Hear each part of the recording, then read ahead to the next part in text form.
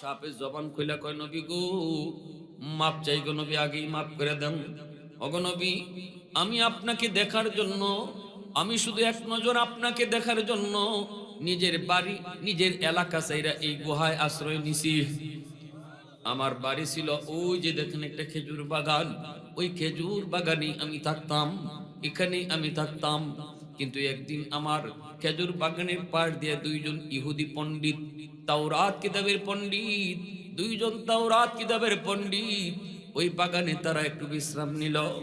আর একজন আরেকজনকে কয়, শোনো দোস্ত, ওই যে দেখো একটা পাহাড়ের উপরে গর্ত দেখা, গুহা দেখা যায়, এই গুহাটার নাম গারে সুর। এই গুহার কথা আল্লাহ তাওরাত কিতাবে উল্লেখ করেছেন। এই সেই গুহা, যেই গুহায় আখিরি নবী হিজরতের রাতে তিনি এখানে অবস্থান নেবেন। এই সেই গুহা। নবী গো, আমি তাদের কথাগুলো শুনছিলাম, সেদিন থেকে আমি নিয়ত করেছি আমি আজ থেকে গুহায় থাকবো শুধু এক নজর আপনাকে দেখার জন্য। আমি বেশি দূরে যাই না গো নবী,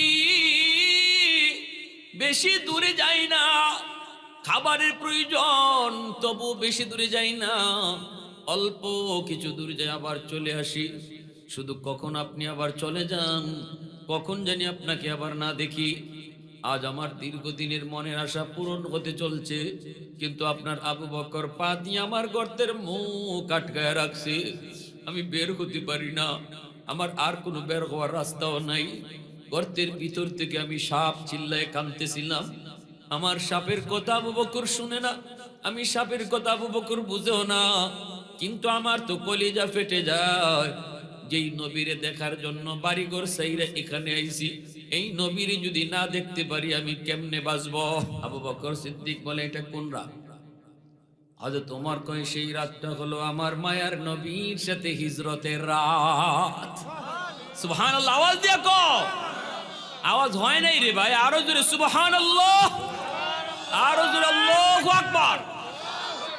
দীন ইসলাম জিন্দাবাদ, উলামায়ে হক্কানি জিন্দাবাদ, উলামায়ে দেওবন্দ জিন্দাবাদ, নারে তাকবীর। सिद्दीक तेरा नाम से इस्लाम रहेगा,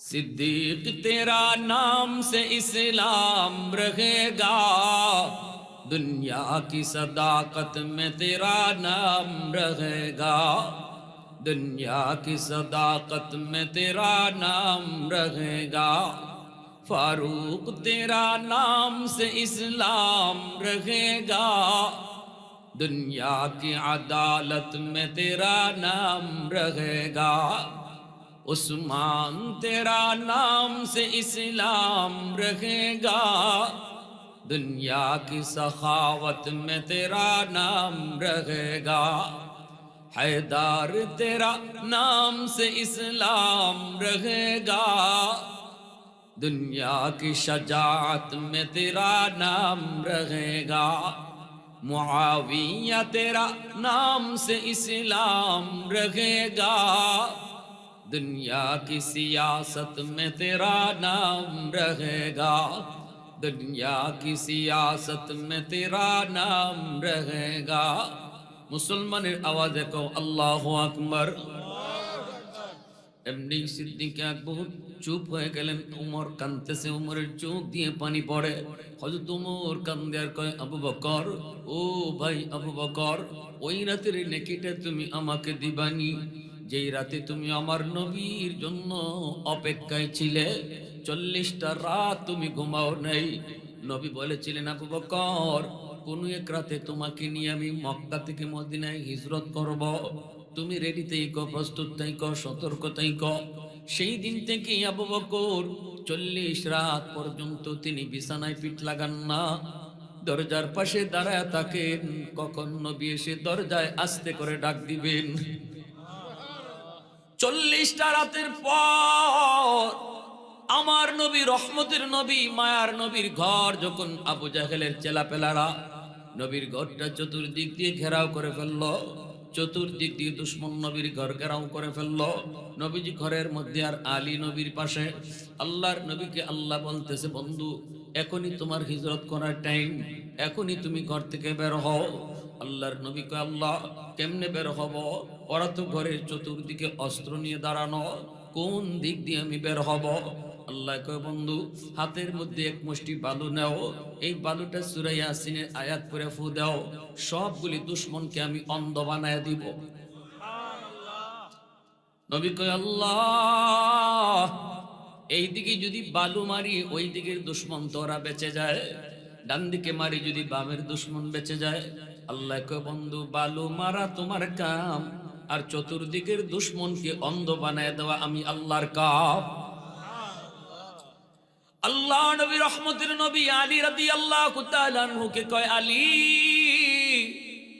আয় আমার বিছানায় শুয়ে পড়, আমার চাদরের নিচে শুয়ে পড়, দুশমন ঘুমন্ত অবস্থায় আক্রমণ করবে না, এরা সিদ্ধান্ত নিয়েছে ঘুমন্ত অবস্থায় মুহাম্মদকে মারবো না, ঘুম থেকে জাগলে পরে মারবো। আলী তুমি আমার বিছানায় শুয়ে পড়ো, চাদর মুড়ি দিয়ে শুয়ে পড়ো, আর আমার কাছে ওদের কিছু আমানত আছে, ওরা আমার কাছে কিছু জিনিস আমানত রাখছে, যেই দুশমনরা নবীরে মারতে আইছে এরাই কিন্তু নবীকে বিশ্বাস করে আবার টাকা পয়সা স্বর্ণ অলংকার নবীর কাছেই আমানত রাখতো। আল্লাহর নবী কয় আমি হিজরত করে চলে যাব, কিন্তু ওদের আমানতের বস্তুগুলা তোমাকে বুঝাই দিয়া গেলাম, এই যে অমুকের এটা খাতার মধ্যে লিস্ট আছে, এই আমানতের বস্তুগুলা তুমি তাদেরকে বোঝাই দিও, নতুবা আমি যদি চলে যাই ওরা বলবে মুহাম্মদ আমাদের আমানতের বস্তু লিয়া বাকছে, এই কথা বলবে। নবী বলছেন না না, আমানত বহুত বড় জিনিস, আমানত বহুত বড় জিনিস, আমানতদারি যার রক্ষা হয় তার ইমানদারি আছে, আমানতদারি যে রক্ষা করে না তার ইমান নাই। লা ঈমানা লিমান লা আমানাতালা, লা ঈমানা লিমান লা আমানাতালা, লা ঈমানা লিমান লা আমানাতালা। নবী কয় যার আমানতদারি নাই তার ইমান নাই, আমানতদারি যার তার নাই ইমান নাই, আমানতদারি যার নাই ইমান নাই। তিনবার নবী বলছেন এই কথা। তাহলে বোঝা গেল যেই মানুষটা বেশি বেশি আমানতে খেয়ানত করে এই মানুষটা নবীজির ভাষায় বোঝা যায় মরণের সময় বেঈমান হয়ে মরবে, নাউজুবিল্লাহ। মসজিদের ক্যাশিয়ারের কাছে আমানত, সভাপতির কাছে সভাপতির পোস্টটা আমানত, সেক্রেটারির কাছে সেক্রেটারি পোস্টটা আমানত, মেম্বারের কাছে তার ওয়ার্ডটা আমানত, চেয়ারম্যানের কাছে ইউনিয়ন তার আমানত, এমপির কাছে তার আসনটা আমানত, মন্ত্রীর কাছে তার ডিপার্টমেন্টটা আমানত। এইভাবে প্রতিটা মানুষের কাছে যার যার দায়িত্ব হলো আমানত। নবী কয় আলা, নবী কয় আলা শুনো আলা কুল্লু রাইন মাসউলুন আন রাইয়াতিহি, সবাই কিন্তু আমরা দায়িত্বশীল, সবার কাছে কম বেশি ছোট ছোট দায়িত্ব আছে, ছোট বড় দায়িত্ব আছে, এই দায়িত্বটা কিন্তু আমানত। কিয়ামতের ময়দানে আল্লাহ পাক ছোট বড় সব আমানত, সব দায়িত্বের ব্যাপারে আল্লাহ জিজ্ঞেস করব তোমার এতটুকু দায়িত্ব দেওয়া হয়েছিল, এই দায়িত্ব কেমনে পালন করেছো? তোমাকে এই দায়িত্বটা দেওয়া হয়েছিল, এই দায়িত্ব তুমি কেমনে পালন করেছো? আল্লাহর সামনে জবাব দিতে হবে, জবাব। এজন্যই নবীজি কয় না না না এরে আলী, আমানতের বস্তুগুলি তোমার কাছে দিয়ে গেলাম, এই আমানতের বস্তুগুলা তুমি ওদেরকে বুঝাই দিও, আর আমার চাদরের নিচে শুয়ে পড়ো। ভয় পাও? আলী কয় না গো নবী, ভয় পাই না। আল্লাহ নবী কয় রিক্স আছে, ওরা কিন্তু তোমাকে মুহাম্মদ মনে করে তলোয়ার চালায় দিতে পারে, তোমার কল্লা আলাদা করে দিতে পারে। আলী একটু চিন্তা করে দেখ, এই রিক্স তুই নিবি নি? আলী কয় নবী গো আমি খুশি মনে এই রিক্সটা নিলাম। আল্লাহু আকবার, জোরে কোন, আর একটু জোরে কোন আল্লাহু আকবার। কি পরিমাণ ভালোবাসা ছিল সাহাবায়ে কেরামের অন্তরে নবীর প্রতি। হাই রিক্স, মুহাম্মদ মনে করে তলোয়ার চালিয়ে দিতে পারে, এটারই সম্ভাবনা বেশি। তারপর আলী কয় ইয়া রাসূলুল্লাহ আমি খুশি মনে রাজি আছি। আল্লাহর নবী ধুলাবালি উড়ায় দিলেন, সবগুলি দুশমনকে আল্লাহ পাক অন্ধ বানায় দিলেন। এই ক্ষমতা আল্লাহর আসেনি না নাই? একটু জোরে কোন আসেনি না নাই? এবার আল্লাহর নবী ওদের পাশ দিয়ে চলে গেলেন, আবু জাহেলের চেলা চামুন্ডির পাশ দিয়ে নবী চলে গেলেন, ওরা দিশাই পেল না। কিন্তু ইবলিস আসিলি কেন? ইবলিসে টের হয়ে গেছে। ইবলিসে কয় জায়গা রে জায়গা, ইবলিসে কয় গেল গা, তো মুহাম্মদ তো তোমাদের দাঁড় দিয়ে তোমাদের ফাঁস দিয়ে গেল। কেমনে গেল? সবাই যে চোখ কসলাইতেছিল ওই সময়ই গেছে। যেটা কন্যা সুবহানাল্লাহ। তোমরা সব কসলানির তালো আর এই সুযোগে মোহাম্মদ চলে গেছে। আল্লাহর নবী আবু বকর সিদ্দিক রাদিয়াল্লাহু তাআলা আনহুর ঘরের সামনে যায় দাঁড়ালেন। গভীর রাত, নবীজি দরজার পাশে যাইয়েই তিনি আস্তে করে টুকা দিলেন। আস্তে করে টুকা। আল্লাহ তার বন্ধুরে পাঠাইছে কার কাছে? আবু বকরের বাড়িতে। নবী তার আমানত রেখে গেলেন আলীর হাতে। আর আল্লাহকে যদি বলা হয় আল্লাহ তোমার আমানত তোমার বন্ধুরে পাঠাইছো কার কাছে? আল্লাহ কইব আমার বন্ধুরে আমি পাঠাইছি আবু বকরের কাছে। সুবহানাল্লাহ। যেরকম নবীর আমানত আলীর হাতে আর আল্লাহর আমানত আবু বকরের হাতে। কত দাম সিদ্দিক আকবর। দরজার পাশে গিয়ে আস্তে করে খালি ডাক দিছেন, আবু বকর। দূরে তো ডাক দেওয়া যায় না, পিছনে তো দুশমন আইতেছে। এরা যখন ইবলিসের কাছ থেকে শুনছে মুহাম্মদুর রাসূলুল্লাহ তো চলে গেছেন, তখনই তো ওরা পিছন লইছে। আল্লাহ রসুল সিদ্দিক আকবরের দরজার পাশে আইসা আস্তে করে বলছেন, আবু বকর। টোকা দিছে, সাথে সাথে দরজা খুলে গেছে। আল্লাহর নবী অবাক হলেন। নবী বলতেছেন, আবু বকর আমি ভাবছিলাম কয়েকবার তোমারে ডাক দেওয়া লাগবে, এত গভীর রাত, তামাম দুনিয়ার সমস্ত মানুষ ঘুমের সাগরে বিভোর, পশু পাখিগুলি পর্যন্ত ঘুমায় আছে, সবাই তো ঘুমে ঘুমে ঘুমে, কিন্তু এত প্রচন্ড গভীর রাতে আমি তোমাকে আস্তে করে ডাক দিলাম আর তুমি ফার্স্ট চান্সে দরজা খুলে ফেলছো, তুমি কি তাহলে ঘুমাও নাই? সিদ্দিক আকবরের চোখ দিয়ে পানি জড়ে তিনি কান্দে আর কই, নবী গো, আজ থেকে 40 দিন আগে আপনি বলেছিলেন আবু বকর যে কোন এক রাতে হিজরত করব তোমাকে নিয়ে, সতর্ক থাকবা। ইয়া রাসূলুল্লাহ বিশ্বাস করেন গো নবী, ওই দিন থেকে আমি আবু বকর একটা রাতও ঘুমাই না, সারাটা রাত দরজার পাশে দাঁড়ায় দাঁড়ায় অপেক্ষা করি কখন আমার মায়ের নবী আমাকে দরজার পাশে এসে ডাক দিবেন।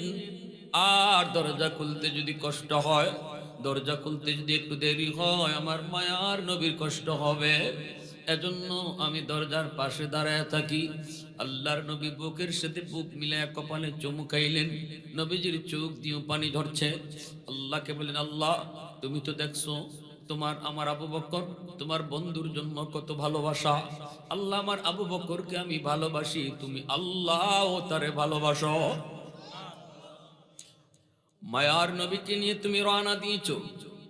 হযরত ওমর বলতেছে, ও ভাই আবু বকর, ওই রাতের নেকিটা চাই, ওই একটা রাতের নেকি চাই যেই রাতে আমার নবীকে নিয়ে তুমি রওনা দিয়েছো, মদিনার উদ্দেশ্যে হিজরত করবা।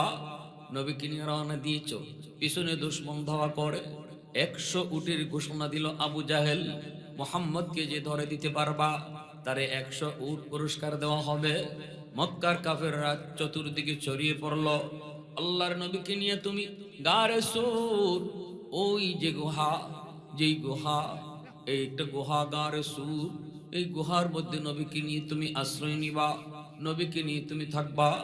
এই গুহাটা পাহাড়ের উপরে, অনেক উঁচু পাহাড়, কিন্তু সেই গুহায় উঠবে কেমন করে? আমার রসুল মায়ার নবী দয়ের নবী কি তুমি পাহাড় বাইতে দেও নাই, বরং তুমি পাহাড়ের গোড়ায় যায় কইছো, নবী গো আমরা ওই গুহায় যায় রাত কাটাবো, কিন্তু উঠতে আপনার কষ্ট হবে। নবী গো আপনি আমার পিঠে উঠুন, আমি আপনাকে পিঠে লইয়া পাহাড় বায়া বায়া ওই জায়গায় পৌঁছবো। ও ভাই আবু বকর, ওই একটা রাতের নেকি, একটা রাতের নেকি, যেই রাতে তুমি আমার মায়ের নবীকে নিজের পিঠে উঠাইয়া এই পাহাড় বেয়ে বেয়ে তুমি সেই গুহায় যায় পৌঁছ, সেখানে যাও আমার রসুলকে তুমি গুহায় আগে ঢুকতে দাও নাই। তুমি যাই বলছো, নবী গো আপনি এখানে একটু দাঁড়ান, আমি আগে যাই ভিতরে ঢুকি, দেখি ভিতরটা নিরাপদ কিনা, আবার হিংস্র কোনো জীব জানোয়ার আছে কিনা, সাপ সুপের গর্ত আছে কিনা। আপনি পরে যান গো নবী, আমি আগে যাই ঢুকি, যদি আমার কোনো ক্ষতি হয় তেমন ক্ষতি হবে না উম্মতের, কিন্তু যদি আপনার কোনো ক্ষতি হয় উম্মত সেই মাসুল দিতে পারবে না। আপনি এখানে একটু দাঁড়ান। নবীরে তুমি গর্তের গুহার মুখে রাইখা নিজে যেয়ে তুমি ঢুকছো, ঢুকে তুমি সবগুলি গর্তের মুখ, যেই গর্ত দিয়া সাপ বের হতে পারে এই গর্তের মুখগুলি পাগড়ি সিরে সিরে তুমি বন্ধ করেছ, একটা গর্তের মুখ বন্ধ করতে পারো নাই, কাপড় ছিল না, এই গর্তটা তুমি পা দিয়া ঢেকে রাখছো। সাপ যদি থাকেও আমি আবু বকরের পায়ে কামড় দিই, তবু আমার নবীর যেন ক্ষতি না হয়। তো আওয়াজ দিয়ে কন্যা সুবহানাল্লাহ।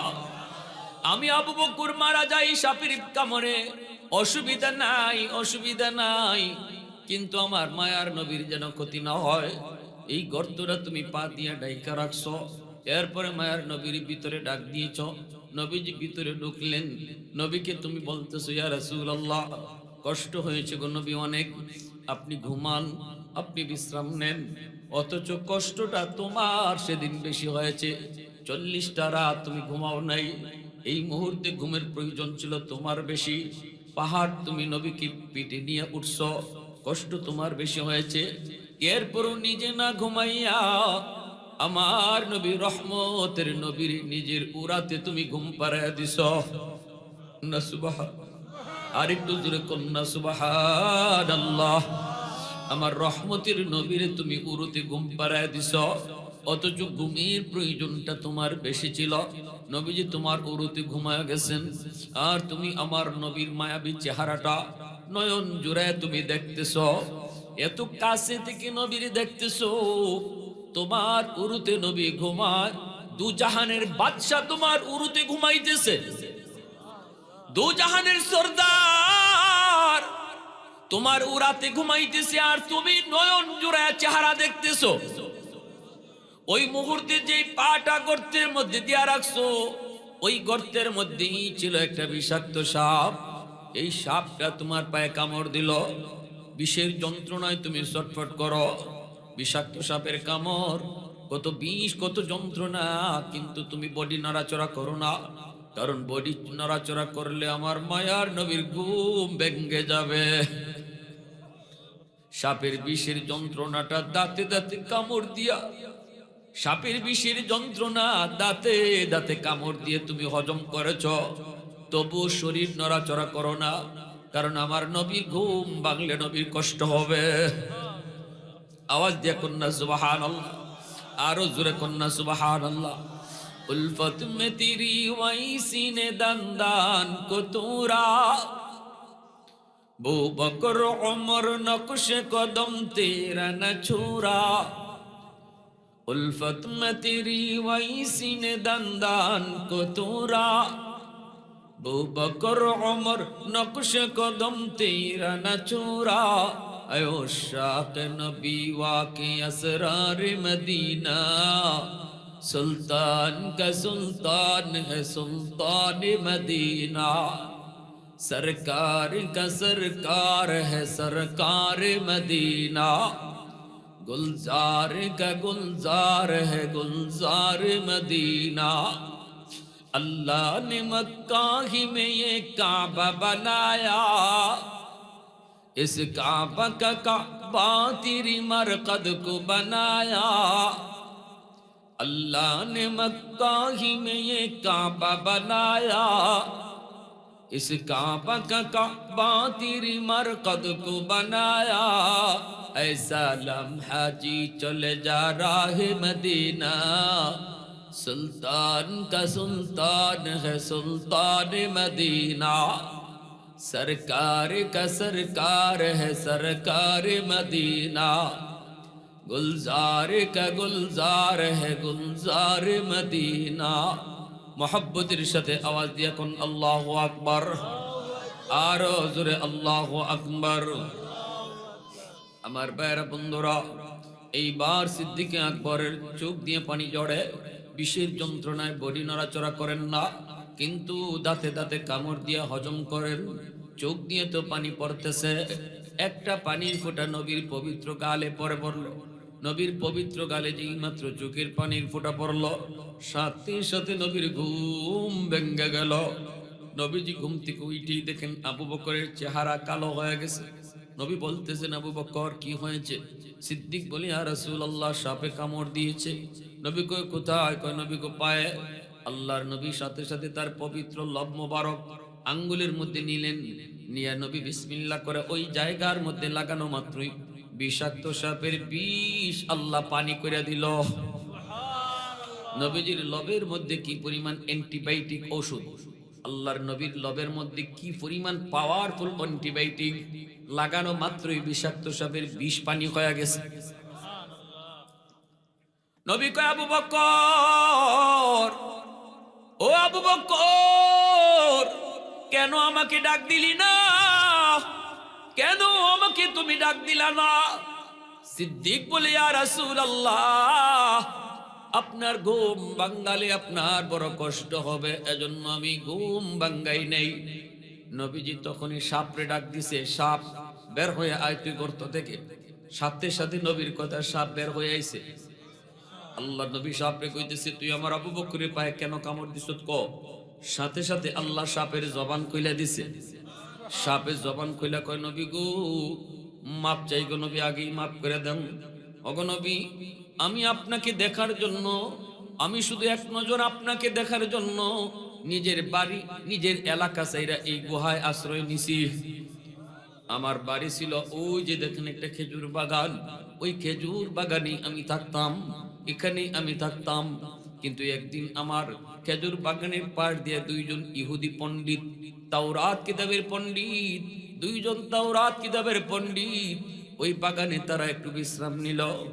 আর একজন আরেকজনকে কয়, শোনো দোস্ত, ওই যে দেখো একটা পাহাড়ের উপরে গর্ত দেখা, গুহা দেখা যায়, এই গুহাটার নাম গারে সুর। এই গুহার কথা আল্লাহ তাওরাত কিতাবে উল্লেখ করেছেন। এই সেই গুহা, যেই গুহায় আখিরি নবী হিজরতের রাতে তিনি এখানে অবস্থান নেবেন। এই সেই গুহা। নবী গো, আমি তাদের কথাগুলো শুনছিলাম, সেদিন থেকে আমি নিয়ত করেছি আমি আজ থেকে গুহায় থাকবো শুধু এক নজর আপনাকে দেখার জন্য। আমি বেশি দূরে যাই না গো নবী, বেশি দূরে যাই না। খাবারের প্রয়োজন, তবু বেশি দূরে যাই না, অল্প কিছু দূরে যাই আবার চলে আসি। শুধু কখন আপনি আবার চলে যান, কখন জানি আপনাকে আবার না দেখি। আজ আমার দীর্ঘদিনের মনের আশা পূরণ হতে চলছে, কিন্তু আপনার আবু বকর পা দিয়ে আমার গর্তের মুখ আটকায় রাখছে, আমি বের হতে পারি না। আমার আর কোনো বের হওয়ার রাস্তাও নাই। গর্তের ভিতর থেকে আমি সাপ চিল্লায় কাঁদতেছিলাম। আমার সাপের কথা আবু বকর শুনে না, আমি সাপের কথা আবু বকর বুঝেও না, কিন্তু আমার তো কলিজা ফেটে যায়। যেই নবীরে দেখার জন্য বাড়িঘর সাইরা এখানে আইছি, এই নবীরে যদি না দেখতে পারি আমি কেমনে বাঁচবো? হইছে এটা আমি আবু বকর নিজেও তো জানি না। চলো নবীর কাছ থেকে একটু জানি, তারপরে সিদ্ধান্ত নিব বদলা বদলি করা যায় কি যায় না। চলো আগে নবীর কাছে যাই। দুজন চলে আসলেন আল্লাহর নবীর কাছে।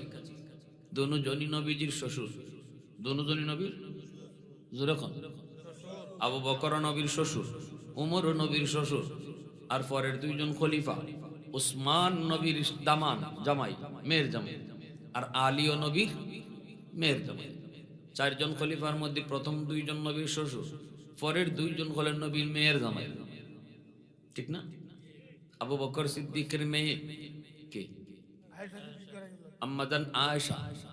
আম্মাজান আয়েশা সিদ্দিকা রাদিয়াল্লাহু তাআলা আনহা, জানেন না? একদিন নবীজির সাথে আম্মাজানের একটু তর্ক বিতর্ক হইছে। স্বামী স্ত্রীর ভিতরে একটু মাঝে মাঝে কথা কাটাকাটি হয় না, মন কষাকষি। এটা মূলত মান অভিমান। এটা গালাগালি না। আমরা যেমন রাগ করলে পরে বউরে সদ্য গোষ্ঠীলিয়া গালি দিই, এটা না। এটা হচ্ছে মাঝে মাঝে একটু মান অভিমান ওই বই। আম্মাজান একটু অভিমান করছেন, রাসূল একটু অভিমান করছেন। তো এই অবস্থায় দুইজনের মধ্যে কে সঠিক আর কে বেঠিক, কার রাইট আর কার রং, এটা কে সিদ্ধান্ত দিব? নবীজি বলতেছেন, আশা ঠিক আছে, তুমি রাইট না আমি রং, আমি রাইট না তুমি রাইট, এটা আমি কইলে তো তুমি মানবা না, তুমি কইলে আমিও মানতাম না, চলো একজন বিচারক ডাকি। আম্মাজান কয় ঠিক আছে আনেন। রাসূল কয় কারে আনতাম? কয় আপনার যারে মন চায়। আল্লাহ রাসূল কয় তোমার আব্বারে আন। কারে? তোমার আব্বারে। কে? আবু বকর সিদ্দিক রাদিয়াল্লাহু। আম্মাজান কই ঠিক আছে, এটা তো ঠিক আছে কইবই। বিচারক যদি বাপ আইন তাইলে তো আর কোনো কথা আসেনি, খুশির তো বিষয়। মনে মনে তো আমার আব্বা আমার পক্ষেই মানবা, ঠিক না নেই? তো আল্লাহ রসুল খবর দিছেন, খবর দিয়ে সিদ্দিক আকবর আনছেন। তাহলে বোঝা গেল স্বামী স্ত্রীর ভিতরে কিছু অভিমান থাকবেই, এর দ্বারা গালাগালি মারামারি এটা না। আল্লাহ রসুল বুঝাই গেছেন উম্মতের জন্য শিক্ষা। সংসার জীবনে টুকটাক একটু লাগালাগি হবে, এর অর্থ এই না যে তারা সাইরা দাও, তালাক দিলাও, আর রাখুন যেত না, অথবা সদ্য গোষ্ঠলিয়া গাইল তুলো, নাইলে গরু মারার ফাঁসি নানো, ইতা না। একটু অভিমান হবে, আবার এটা ভুললে যাইতে হবে, ঠিক কিনা? যদি এরকম কোনো বিষয় হয় যেটা দুইজনে পারতেছি না, তখন এমন একজন মানুষকে আনন যে ঘরের লোকই, বাইরের লোক না। কেনা বাইরের লোক না, ঘরের কোনো একজন লোক, যে জানলে 10 জনে জানতো না, অথচ তার দ্বারা মীমাংসা হয়ে যাবে, এমন একজন মানুষের সমাধান করো। আবু বকর সিদ্দিক রাদিয়াল্লাহু তাআলা ঢুকে আনা হইছে। তো আল্লাহ রসুল বলেন, আবু বকর, এটা বিচার করার লাগি তোমারে আনছি। আবু বকর সিদ্দিক তো অবাক, কই কি আমার মেয়ের সাথে আল্লাহ রসুলের বিচার, এটাও আবার আমি করতাম? তো আল্লাহ রসুল কয়, আবু বকর, এটা বিচার করার জন্য তোমারে আনছি। বলেন। এমনি আল্লাহ রসুল কয়, আয়েশা তুমি আগে কইবাই না আমি আগে কইতাম? জবানবন্দি লাগবো না নি বিচারে? দুই পক্ষেরই তো জবানবন্দি লাগে, স্টেটমেন্ট। কে আগে দিব জবানবন্দি, কে আগে দিব? আল্লাহ রসুল কয়, আয়েশা তুমি আগে দিবা না আগে আমি আগে কইমু? আম্মাজান কইন, আপনি ওই আগে কইন, তবে যা কইবা হাসা কই। ওই কথাটা লাগাই দিছে।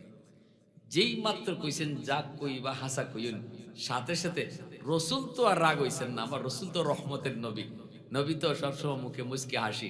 কিন্তু বিচারক যেই না ইসলাম, তাই আগুন হয়ে গেছিল, আগুন, যে আমার রসুল রে আমার মেয়ে এটা কইল কিতা, যে আপনি যা কইবা হাসা কইন। যে রসুল জীবনে কোনোদিন মিথ্যা বলেন, যে রসুল সত্যবাদী, এই উপাধিটা আবু জাহেল পর্যন্ত দিছে। রসুল মানে না, কিন্তু রসুল সত্যবাদী এটা মানত ওরা। সেই রসুলের ব্যাপারে আমার মেয়ে কয় যা কইবা হাসা কইন, সাথে সাথে বিচারক আর বিচারও নাই, আটটা তুললে ওই মেয়ে তো দেরি নেই, এমন জোরে একটা চর মারছে, এক চরে আম্মা জান গুইরা মাটি ফিরে গেছেন। ফইরিয়া আবু বকর সিদ্দিক আবার গেছেন মারতা, আর দৌড় দিয়া আম্মা জান দৌড় দিয়া ইয়া রাসূলের পিছনে আইসা কাঁপতে কাঁপতে নবীর এমনি জড়ায়া ধইরা বলতেছেন, ইয়া রাসূলুল্লাহ আমারে বাঁচান। আল্লাহ রাসূল এমনি হাত ধরেছেন, হাত দিয়ে আবু বকর থামো,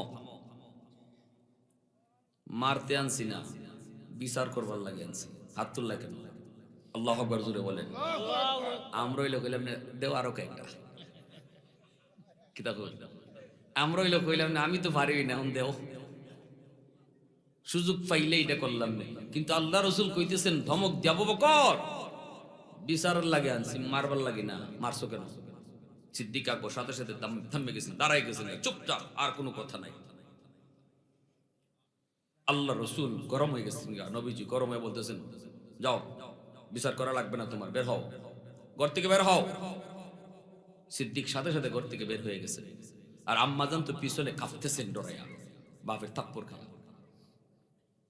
এরপরে আল্লাহ রসুল ঘুরছেন, রসুল গুইরে মুসকে হাসি দিয়া আম্মাজানের বুকেট নিয়ে নিছেন টান দিয়া, কপালে চুমা খেয়ে, আয়েশা আজকে আমি না থাকলে তোমার বাপে মাইরি লিত। আম্মাজান তখন হাইসা নবীরে বুকে জড়ায় চোখের পানি জড়ায় কাঁদতেছেন আর বলতেছেন, ইয়া রাসূলুল্লাহ আমি ভুল করেছি, আমারে মাফ করে দেন। সুবহানাল্লাহ জোরে বলেন, আরো জোরে কন্যা। কি ছিল স্বামী স্ত্রীর ভিতরে মধুর সম্পর্কের, রাসূল উম্মতের জন্য শিখাই গেছে, উম্মতকে শিখাই গেছেন মহব্বত, ভালোবাসা, বিবির সাথে, স্ত্রীর সাথে, স্বামী স্ত্রীর ভিতরে ভালোবাসা থাকবে, ঠিক কিনা ভাই? হ্যাঁ, আম্মাজান বলতেন মাঝে মাঝে যে নবীজি ওই সারাদিন দাওয়াতের কাজ করে রসুল ঘরে ঢুকবেন, ওই অবস্থায় নবীজির মুখে মুচকি হাসি থাকতো, অথচ দাওয়াতের কাজ করতে যাইয়া আল্লাহ রসুল কত জায়গায় কত কথা শুনতে হইছে, এরপরও রসুল যখন ঘরে ঢুকতেন তখন আমরা দেখতাম নবীজির মুখে মুচকি হাসি লেগে থাকতো। আর আমরাও বিবিরা ঘর থেকে দৌড় দিয়ে বের হইতাম, বের হইয়া রসুলের হাতে যেটা থাকতো এটা দৌড় দিয়ে আগে আগে হাতের জিনিসটা নিজের হাতে নিতাম, এরপরে রসুলের ঘরে আনতাম। আইনা আল্লাহ রসুল পানি চাইলে পানি, রসুলকে বাতাস দেওয়ার চাইলে বাতাস দিতাম। আম্মাজান বলেন আমরা শুধু নবীজির মুস্কি হাসিটা দেখার জন্য ঘর থেকে দৌড় দিয়ে বের হয়ে যেতাম। আর আমরা সারাদিন যদি আওয়ারও কাম করি, বিকালবেলা যখন বাড়িতে আইমু এহজনের সেরা চাইলে মনে হয় জল্লা দাইতেছে।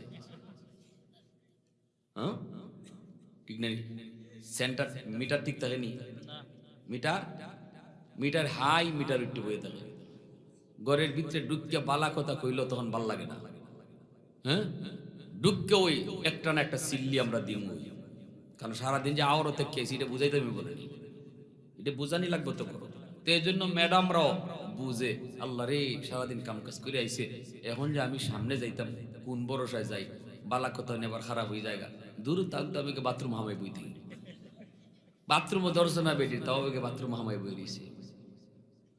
উদ্দেশ্য হইল 5 মিনিট 7 মিনিট যাক আগে মাথা ঠান্ডা হোক, এরপরে সামনে। কিন্তু এটা না, রাসূলের সুন্নত ছিল তুমি সারাদিন যত কষ্টই করো, যখন ঘরে বিবি বাচ্চার কাছে ঢুকবায় তখন সালাম দিয়া মুস্কি হাসি দিয়া ঘরে ঢুকতায়। এটা আমার রাসূলের সুন্নত। পারতেন না? হ্যাঁ পারা যাইব যদি একটু বাদ দেরি হয়। আই যদি দেখুন তরকারি এখনো রান্না হইছে না, তে যে ভাজি না তো আসলে এটা চলবো নি। আম্মাদান আইয়া ঘরে ঢুকিয়া রসুল ঘরে ঢুকিয়া যদি কইতা আয়সা রান্দা হইছে, রসুল আম্মাদান কইতা মাঝে মাঝে রাসূলুল্লাহ আর একটু সময়, রসুল কইতা ঠিক আছে আয়সা দেও আমার কলসটা দেও আমি পানিটা লই আই, নবীকে পানি লই আইতা দূর থেকে। আর রসুল যদি কইতা আয়সা তোমার এখনো ঘরের কাম রইছে, ইয়া আল্লাহ এত কষ্ট দেও ঘরটা আমি ঝাড়ু দেই, রসুল ঘর ঝাড়ু দিতেন। এরপরও এই কথা কইতা না উরি বাপরি এখনো ভাত তুই রান্তা পারছো না, তরকারিটাই হইছে না, আল্লাহ গরো থাকো তো টের পাও না, একটু আওরও গিয়া দেখো। ঠিক জানি আমরা কথা তো ইয়েঙ্গেল ওই মারি, আমরা গরো থাকো তো টের টুর পাও না, কোনটা একটু দিয়া দেখো, একটু আলবাইয়া দেখো কেমন লাগে। রান্দাটা শেষ করতে পারো না, রসুল তো জীবনে এমন কথা বলেন নাই। আল্লাহ রসুল কাছে আয়সা তুমি ফাঁক ঘরে যাও আমি ঘর ঝাড়ু দিই, আয়সা তুমি তরকারি জাল দাও আমি পানি নিয়ে আই। ঘরের সব কাজে আল্লাহ রসুল বিবিদেরকে সাহায্য করতেন, এটা নবীজির সুন্নত। ইওয়াজ করলে কেন বিকবো নি ফাতাই দেয়া, আমল চলবো ইনশাল্লাহ। ভুল যদি তাকে এটা শুধরাইতাম রাজি আছি না ইনশাল্লাহ। ওয়াজ মাহফিল তো করাই আমরা এটার লাগে, আমরা যদি ভুল ফতে থাকি তে এটার থেকে ফিরে আইতাম নাকি তা যা ভাই আসুনি ভাই থাকতা গাড়ি আপনি ভুল করছেন, আমরা আলেম ওলামারা আইয়া খালি কইমু ও ভাই যাইতাই কই বলে ঢাকা উম্মাই তুমি তো সিলেটের গাড়ি দুটে বই রইছো, গাড়ির থেকে নামো ঢাকার গাড়ি দুটো। এটা হইলো আমরা আলেমরার দায়িত্ব, আপনার টাইম না গাড়ির থেকে লামানি এটা আমরা দায়িত্ব না। এই দায়িত্ব আল্লাহ আমরা দেয় নাই, এটা রসুলরাও দেয় নাই। ওমা আলাইনা ইল্লাল বালাগ, আল্লাহ কইছে রসুল খালি কয়ে দাও গা গাড়ি ভুল করছো গাড়ির থেকে নামো, এটা তোমার দায়িত্ব, আর বেশি কিছু না। বুদ্ধিমান মানুষ যারা এরা গাড়ি বদলাইবো, সঠিক গাড়িতে উঠবো। আর কিছু মানুষ যারা আছে এরা কইব দূর মিয়া হগল জায়গা তো আজ কইরো না, সিট কাটছি বইছি আরামে বইছি, এখন আবার নামতাম গাড়ি বদলাইতাম, নিয়ত আমার ঢাকা, গাড়ি যে ভাই খুশি বাজার। এখন নিয়ত যদি ঢাকা লইয়া বইয়ে থাকেন আর গাড়ি যদি সিলেটের গাড়ি তুলেন, জীবনে কোনোদিন ঢাকা যাইতে পারবেন আপনি। আমার আপনার প্রত্যেকের নিয়ত জান্নাত যাওয়া, ঠিক না? আমরা আইয়া আপনারা রে কইমু ভাই সবাই তো নিয়ত করছেন জান্নাত যাইতা, কিন্তু গাড়ি তো জাহান্নামের, যে গাড়িটা তুলছেন এটা জাহান্নামের গাড়ি। এই ওয়াজ করে আমরা এই কথাটাই কয়ে যাইমু। কিছু মানুষ আমরা এই এলানটা শূন্য গাড়ি বদলাইব, এরাই সফল। আর কিছু মানুষে কইব দূর ই কান্দে ওয়াজ শুনছি ই কান্দে বাইর করছি, ওয়াজ আর গড় আনতাম না, ওয়াজ যেখানে শুনছি এখানেই শেষ, সব কথা মানন যাইতো না, সে আর গাড়ি বদলাইতো না, তার জীবনে আর জান্নাতে যাওয়া হইতো। আলিমুল আমার দায়িত্ব এটাও না যে আপনার টাইনিয়া জাহান্নামের গাড়ি থেকে লামাইয়া জান্নাতের গাড়ি থেকে তুললে দেওয়া টাইনিয়া দইরা, এটা না। আল্লাহ রসুল আল্লাহ পাক আল্লাহ রসুল দেখেছে লাস্তা আলাইহিম বিমুসাইতির, বন্ধু তুমি দারোগা না, ফিটাইয়া কেউ নামাজি বানাইতে, এই দায়িত্ব নিয়ে তোমার দুনিয়াত ফাটাইছি না। নামাজের কথা কইয়া যাও, কেডায় মানবো কেডায় মানতো না এটা আমি আল্লাহ বুঝবো। ঠিক কিনা জোরে কোন? হেদায়েত কার কপালে আছে না আছে এটা কে জানে? এই মাহফিল থেকে কেডায় মাহফিল থেকে দুই একটা কথা লইয়া যাইব আর কইব এখন থেকে এই কথার উপরে আমল করমু, হুজুরের এই কথার উপরে, এটা একমাত্র জানেন কেডায়? জোরে কোন? আরো জোরে। এজন্য আমার ভাইরা বন্ধুরা, যুবক বাইরে দুজন আইসেন আল্লাহর নবীর দরবারে, আইসা বলেন, ইয়া রাসূলুল্লাহ, নবী গো, আমি আর উমর জীবনের নেকি বদলা বদলি করতে চাই, কিন্তু উমর আমাকে একটা প্রস্তাব দিয়েছে। উমর তার জীবনের সব নেকি আমাকে দিয়ে দিবে, বিনিময়ে আমার জীবনের নেকি চায় না, কিন্তু এক রাতের নেকি চায়। আমি তো ওই রাতে কি পরিমাণ নেকি হয়েছে জানি না, এটা জানার জন্য আপনার কাছে এসেছি। আল্লাহর নবী তখন বলেন, এটা কোন রাত বলো? সাথে সাথে সিদ্দিক বলে, ইয়া রাসূলুল্লাহ, উমর বলতেছে যেই রাতে আমি আপনার সাথে হিজরত করেছিলাম গো নবী, ওই রাতের নেকিটা উমর চায়, বিনিময়ে উমর তার জীবনের সব নেকি দিতে চায়। ইয়া রাসূলুল্লাহ, ওগো নবীজি, আমি জানতে চাই ওই রাতে আমার কি পরিমাণ নেকি হলো, আগে তো জানতে হবে, তারপরে তো বদলা বদলির সিদ্ধান্ত নিতে হবে। আল্লাহর নবী তখন বলেন, আবু বকর, তোমরা তোমাদের জীবনের নেকি বদলা বদলি করবা কি করবা না আমি জানি না, তবে যেটা জানতে চেয়েছো সেটা বলি, ওই রাতে তোমার নেকি যদি এক পাল্লায় রেখে দেওয়া হয়, আর গোটা তামাম জাহানের সমস্ত উম্মতের নেকি যদি এক পাল্লায় রাখা হয়, এমনকি উমরের নেকিও যদি দুনিয়ার সমস্ত উম্মতের নেকির সাথে এক পাল্লায় রাখা হয়, আর তোমার শুধু ওই এক রাতের নেকি এক পাল্লায় রাখা হয়, তোমার নেকির পাল্লা ভারী হয়ে যাবে। আওয়াজ দিয়ে কন্যা সুবহানাল্লাহ, আরো জোরে সুবহানাল্লাহ। আল্লাহু আকবার। সাথে সাথে আল্লাহর নবীর সাহাবী আবু বকর তিনি বলতেছেন, না ভাই উমর, আমি তো আগে জানতাম না এত নেকি, এখন যেহেতু জানছি তাহলে বদলাইতে রাজি না। বদলাইতে ইল্লা মান তাবা ওয়া আমানা ওয়া আমিলা আমালান সালিহা ফাউলাইকা ইউবাদদিলুল্লাহু সাইয়্যাতিহিম হাসানাত ওয়া কানাল্লাহু গফুরার রহিমা।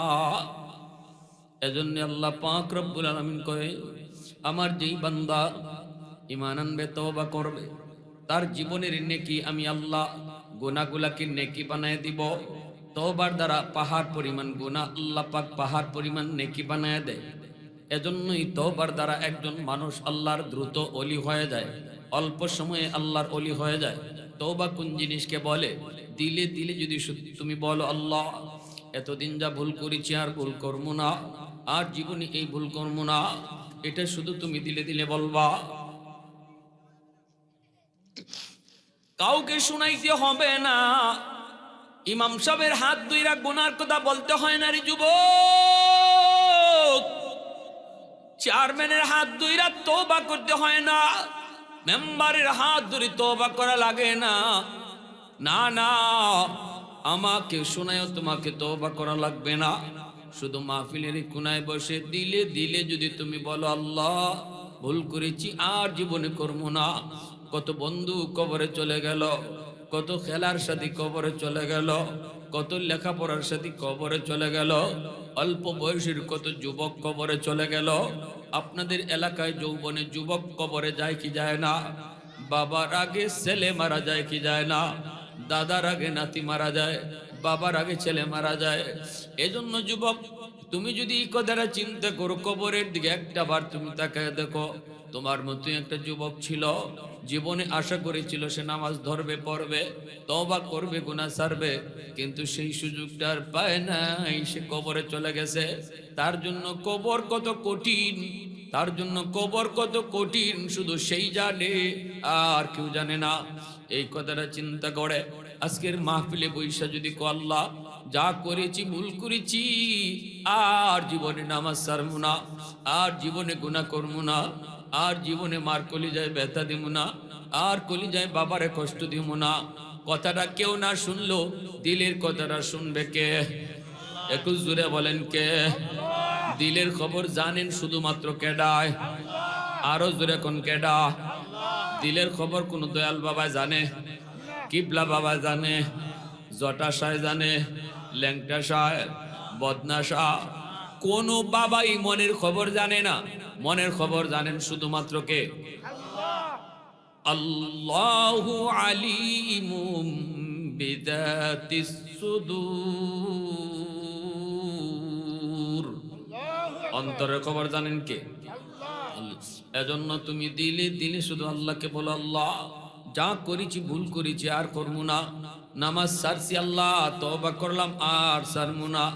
এই কথাটা এখানে বসে শুধু তুমি বলবা, আল্লাহ পাক তোমার দিলের খবর যায় না, তোমার তওবাকে কবুল কইরা পিছনে যত গুনাহ করছো এই গুনাহগুলাকে আল্লাহ নেকি দিয়া ফালটাইয়া দিব।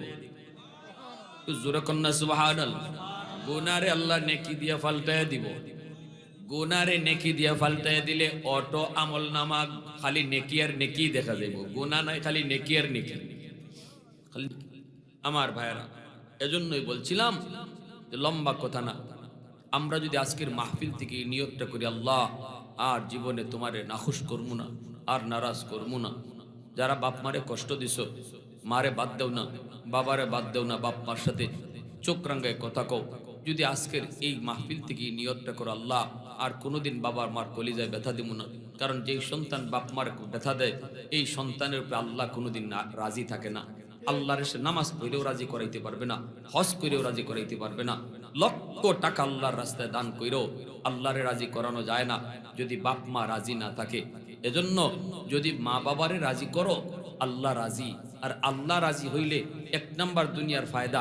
হাকিমুল উম্মত মুজাদ্দিদে মিল্লাত মাওলানা থানভী রহমতুল্লাহ আলাইহি বলছেন, এক নাম্বার ফায়দা, তোমার মাথার উপরে যেই বিপদটা ফিরে যাওয়ার কথা, যেই ঠাডাটা তোমার উপরে পড়ার কথা, যে অ্যাক্সিডেন্টে তুমি মারা যাওয়ার কথা, তোমার হাত ভেঙে যাওয়ার কথা, বাপ মারে যদি খুশি করো, সাথে সাথে নগদ বিপদটা আল্লাহ কাটতে দেয়া দেয়। নগদ বিপদ আল্লাহ কাটতে দেয়া দেয় যদি বাপ মারে খুশি করতে পারো। দুই নম্বর ফায়দা, আল্লাহ তোমার রিজিকের মধ্যে বরকত বাড়াইয়া দিব।